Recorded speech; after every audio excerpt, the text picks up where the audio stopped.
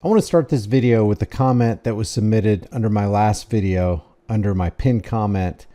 This person, KCB5336, says, at least those on the right and left are trying to do something. Brian, what is the solution to all of your bitching? Sometimes doing nothing is the best thing.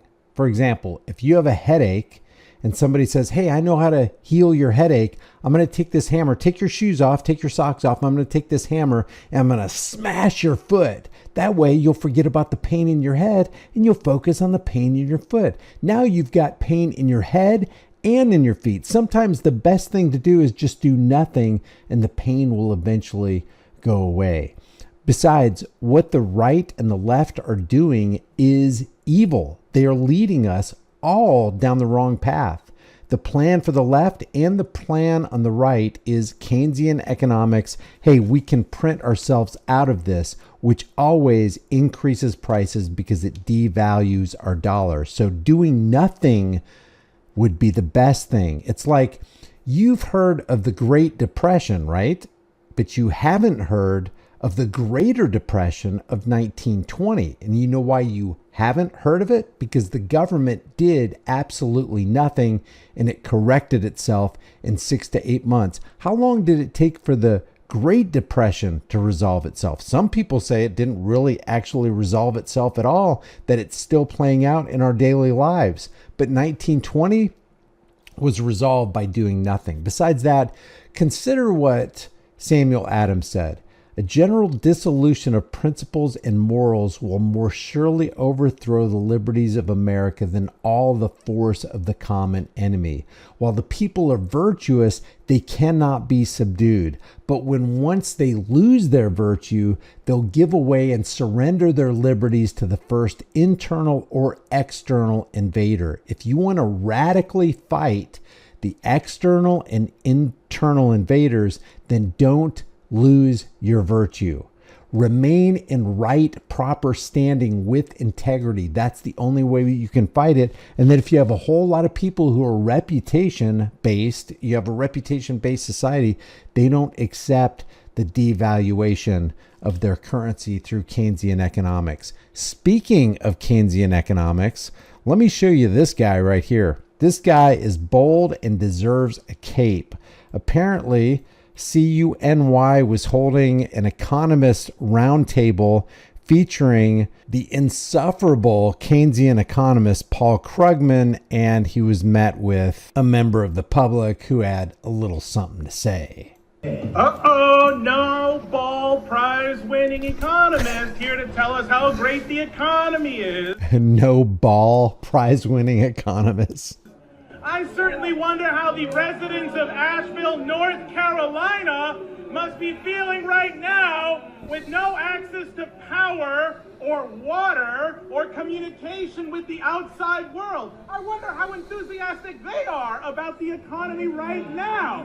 I wonder how enthusiastic the residents of the South Bronx must be feeling about the economy. Hey, maybe North Carolina should rename itself Israel so it'll get $20 billion in aid. Or maybe Ukraine so it can get $300 billion in aid. Maybe the South Bronx should do the same thing. I mean, I'm sure the economy is great for smug liberals like yourself who make $5 million and are worth $5 million. I'm sure the economy must be great for all you. Now notice what it says. I don't know if you can see in the back, it says perceptions of the economy and the impact on the election.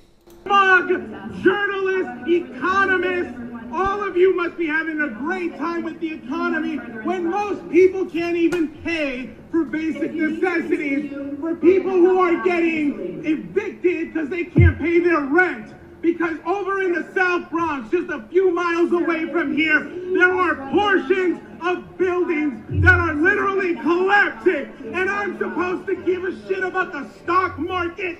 You want to know why the presidential election is tied right now? Because our money is being sent to Israel and Ukraine. so that they can continue to bomb innocent women and children. You think that's a great economy? I'm sure Israel, with their free health care, is having a great time with American taxpayer money. Hey, is anybody here going to talk about the fact that we could be in war with Iran in a few days? Or do we need to focus on the S&P 500? Is that what actually matters? The S&P 500, when most people may not even be alive here in a few days just because we're on the verge of nuclear war. Hey, listen to me, Mr. Krugman. Your degree is worthless. You might as well use it as paperweight because it means nothing. I hope you enjoy the dead children that the economy is powering. Our economy is definitely very powerful right now. All that stock market money goes to the military complex so that more innocent women and children are dead. And fuck off with the New York Times, the liberal apologists for war and genocide. You all fucking suck. People need to wake up right now, and we need to have peace. We can work with China. We can work with Russia. We don't need to start war with Iran. Man, give that guy a cape. That right there is a hero. When you can confront a Keynesian economist who says, you know what, we can get ourselves out of this trouble. All we got to do is print and devalue more money. Your prices go up, gas goes up, food goes up, the dollar is decimated. And then they steal from the product of your time and laboring energies, which is the American dollar. You go to work for the money that they devalue because they print so much of it, and then they send it to Ukraine, and then they send it to Israel, and people get pissed off, and they wonder why they get pissed off. Now, maybe the people in the higher echelon understand exactly why they're getting pissed off. I wanted to also rehash this quote by Aldous Huxley because I think it is pertinent in every day and age. Reality cannot be ignored except at a price. Think about your favorite YouTubers, or maybe they're not your favorite YouTubers, but think about famous YouTubers who are in the political spectrum, who are on the left or on the right, who are making bank from being outright shills for the uniparty political industrial complex, the military industrial complex for Israel, for Ukraine. Reality cannot be ignored except at a price. It almost seems like they're being paid to ignore how bad Kamala Harris is. You know, the Harry Sissons of the world, the Brian Tyler Cohens of the world, the Midas Touches of the world. It's almost like they're being paid to ignore how bad Kamala Harris is. Similarly, the Candace Owens of the world, the Glenn Becks, the Tucker Carlsons, it seems like they're getting paid to ignore the fact that Donald Trump is just as bad as Kamala Harris. So reality can't be ignored except at a price. And the longer the ignorance is persisted in, the higher and more terrible becomes the price that must be paid. Because truth is the first casualty in any war, including the information war. If you want to proceed with any kind of war, I'm talking about a geographic war, a world war, war between the states, or a war with words in the information war, you got to take down the truth first. And that's why shills like Alex Jones and Elon Musk and Donald Trump and Kamala Harris and Tim Walz and all the leftists and all the rightists are making bank, because it seems like they're profiting in their attempt to choke the life out of truth. And the crazy thing about truth is that truth is not what you want it to be. It is what it is. And you got to bend to its power or be forced to live a lie. There is no in between.